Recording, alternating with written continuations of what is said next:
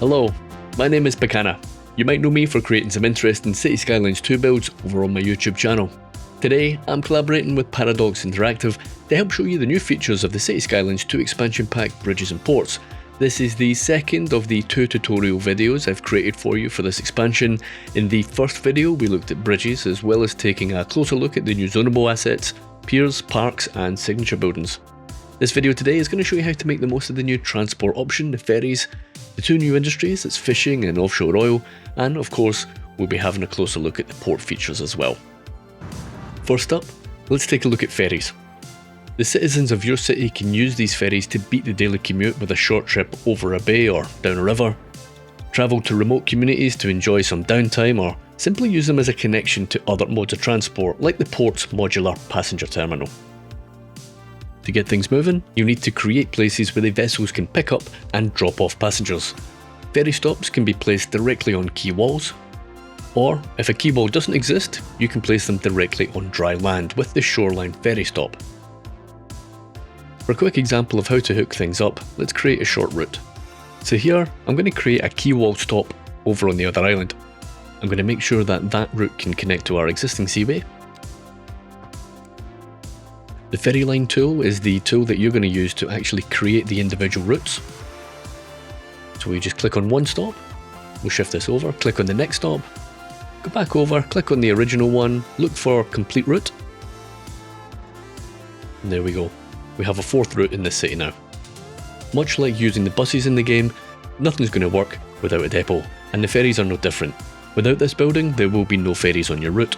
Now we do have a little bit of a problem here in that all of the ferries are actually in use, so what we're going to do is we're going to upgrade it, and that's going to give us another 10 ferries for our multiple routes around the city. And after a short wait, you can see that we're now getting the ferries that we require. These guys will now happily make their own way over from the depot to the chosen route that you've created.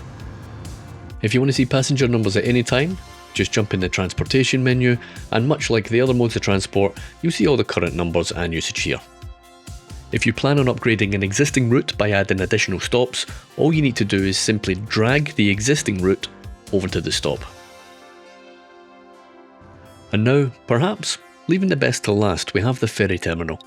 This asset needs to be placed on the shoreline, and from there you can create a pier length of your choice. Then you simply connect the route, exactly the same as you saw earlier. This comes with an integrated bus terminal upgrade, so you can run multiple bus routes directly into your ferry terminal and connect your citizens to the rest of the city. The first of the new industries we're going to have a look at now is offshore oil. Be aware there are two different types of oil platforms: the floating, semi-submersible for deeper waters, and the smaller compliant tower for placement near the shoreline. Here, I'm going to expand my oil industry with another offshore oil drilling area hub. You can find this under the Specialised Industry tab. After placing on the shoreline, a pier will need to be constructed through the upgrade menu for that building. The bigger the pier, the more landing berths you'll have for your ships. I'm going to place a new semi-submersible platform out in the sea, and that purple overlay will show you just exactly where the oil reserves are.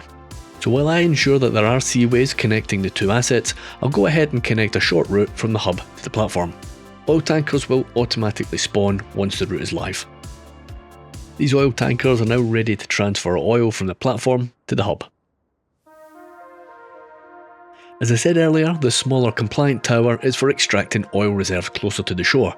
These do not require any ships, but instead you'll connect them directly to the hub building using the oil pipe that's found in the upgrade menu. Look out for the green marker that indicates that you have a successful connection, and once you have everything connected and the oil is flowing, you can add some storage from the upgrade menu, or maybe even hide some of that grass with a concrete surface for a better look. The second industry that we're going to have a look at today is going to be fishing. There is open water fish farming and also inland fish farms. As you'd expect with open water fish farming, we're going to have a fleet of ships to help bring in our catch. The process for this is very similar to the oil industry that we've just seen. We place down a hub, we draw a pier. Instead of using oil platforms, we're actually going to use a little fishing area, then we're just going to draw out the area that we want the fish farms to be in. Now this does need to be connected to the outer waterways, and you can see that we've already got a complete fish farm there, up in the top right hand side. Connecting the routes is exactly the same as the oil industry. Again, just look for the message to say you've completed your route. Much like the oil industry, the fishing industry does have ploppable storage assets as well, and you get a little selection of warehouses that you can use within the radius of the main hub. Under the industrial prop menu, you're going to find some bridges and port specific props here, and you can create your own little scene, and I'm just going to have a little bit of outdoor storage here. Along with that, we can create a little bit of a beach, and then we can have a look at the inland fish farms. You set these farms up just exactly the same way you would any other farm in the game. You just draw out the area that you want the farm to cover. But in addition to that, you have the same ploppable storage options as you do the open water fishing as well. Any assets within the main farming area, they'll automatically spawn themselves. So now that we've managed to successfully expand our fishing and tourist town, we're going to have a look at the ports. Ports can be accessed through the transportation menu and then the water tab, and there you'll find there's 3 port sizes to choose from. When you click on the main port building, there's 23 upgrades within that menu. Both the customs office and the Reacher Stat Garage, however, are only available on the larger port assets, and they will appear as an upgrade on the main building themselves. Everything else in that menu, however, is ploppable. Some examples here are the emergency response department taking care of any fires.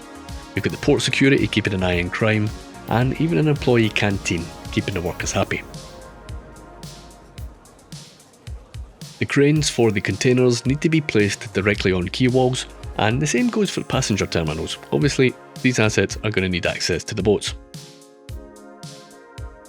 When you're building your port, you'll find that there are 4 storage types, and each type is available in 3 different sizes. First up, we have the containers, which I've used here extensively building this large port, and then we also have cargo warehouses. Now both of these hold a wide array of raw materials, processed goods, as well as mail. Next up, we have tank farms, and you're going to see just behind the Reacher here that we have these little storage units, and they're going to hold oil and petrochemicals. And then finally, we have bulk storage. Now this is going to hold mostly raw materials that you have from your extractors elsewhere in the city, so think about ore, coal or stone, but it will also hold processed concrete as well.